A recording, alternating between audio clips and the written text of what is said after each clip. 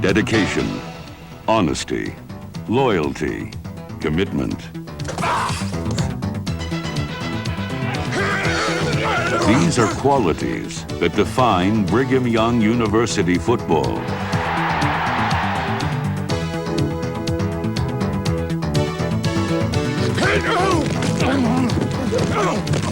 Its great success has focused world attention on a program built on a solid foundation of integrity and hard work. BYU history is filled with stories of courageous efforts, daring deeds, and breathtaking victories.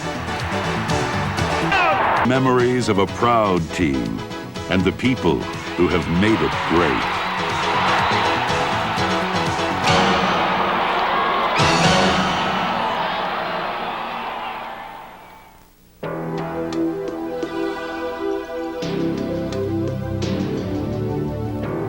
One of the greatest moments in Cougar football history took place in 1990.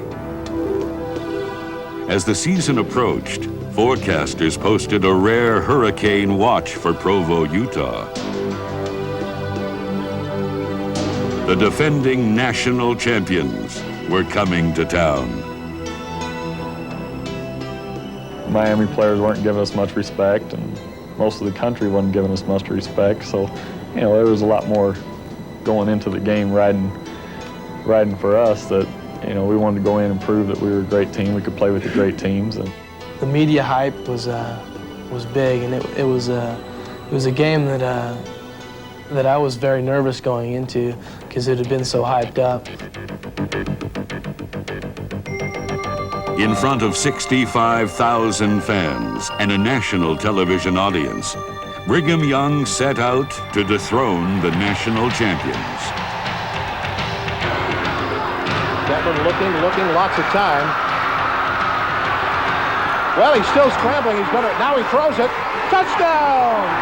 What a play by Ty Detmer.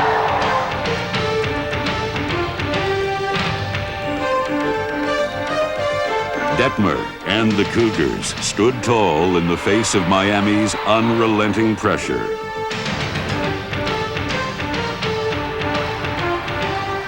We were running a play called 68 double shallow, and I run like a 20-yard corner. As soon as I made my break to the corner, Ty Detmer was drilled by the outside. Well, actually, it was a lineman, a defensive lineman, and Ty was hit so hard, you know, he had to get like 15 stitches in his chin. But before, you know, he was down, he threw the ball to me. You know, so he's a gutsy quarterback. It was obvious BYU would not be blown away by the Hurricanes' reputation. A touchdown strike to Andy Boyce with 10 seconds left in the first half drove that message home.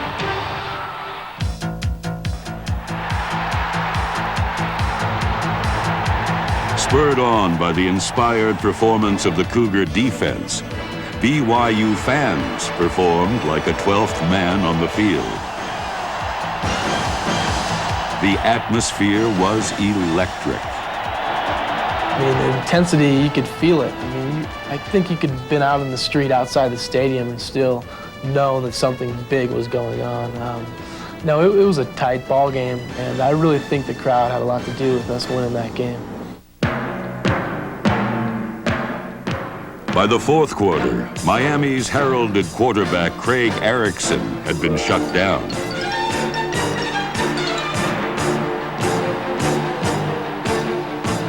The Hurricane defense was frustrated and worn out.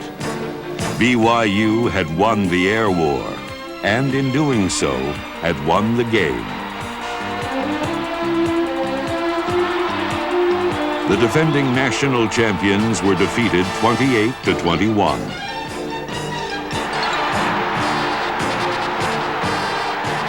BYU had triumphed, and Ty Detmer was on his way to winning the Heisman Trophy.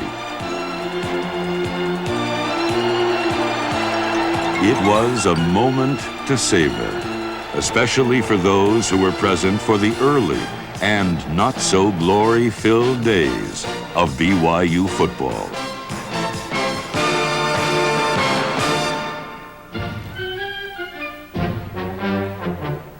The game of football made a brief appearance at Brigham Young Academy in 1897, but was discontinued shortly thereafter. It didn't get its official start until 1922. For nearly half a century, the Cougars languished in mediocrity. For their first 47 seasons, they averaged less than 3 victories a year. The favorite phrase was, "Wait till next year," and we went for years with that. It's kind of not a battle cry, but is our hope. Great moments were few and far between. It took 20 years to record a single victory over arch-rival Utah. In 1953, the Cougars suffered a hard-fought 33-32 loss to the Utes, but celebrated their heroic effort by carrying Coach Chick Atkinson off the field. Moral victories that's what we survived on for years, just coming close. Moral victories aside, the Cougars won a total of 34 games in the 1950s.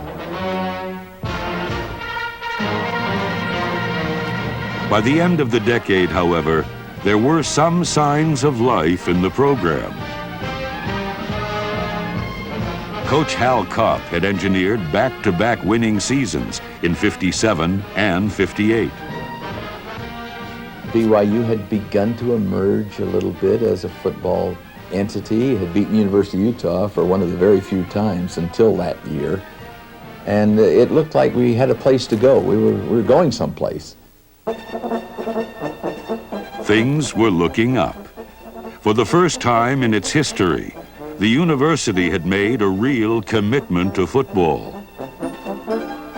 The school's efforts paid off in 1961 when Eldon Fortye was honored as BYU's first All-American. 4 years later, Virgil Carter became the Cougars' first all-WAC quarterback.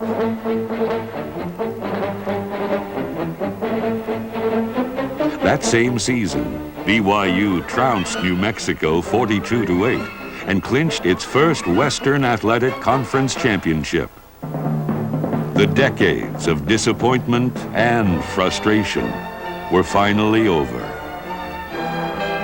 The coach of that first championship team was Tommy Hudspeth. He was a fiery, emotional coach who pointed the Cougars in the right direction.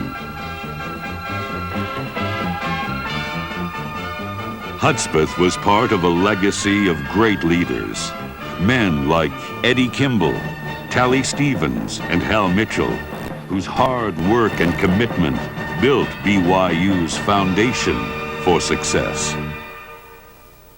In about 1962, we had an opening on the football staff. I was the offensive backfield coach at that time, and we had an opening, and we were trying to run the old balance line single wing. And the only guy in the state of Utah that was running an effective single wing was Lavelle Edwards, and he was at Granite High School. Now, that coupled with the fact that Lavelle Edwards is a substantial citizen, a great person, and a good football coach, we found, now here's the guy that can help us be successful. In 1962, BYU's hiring of Lavelle Edwards as an assistant coach hardly made headlines.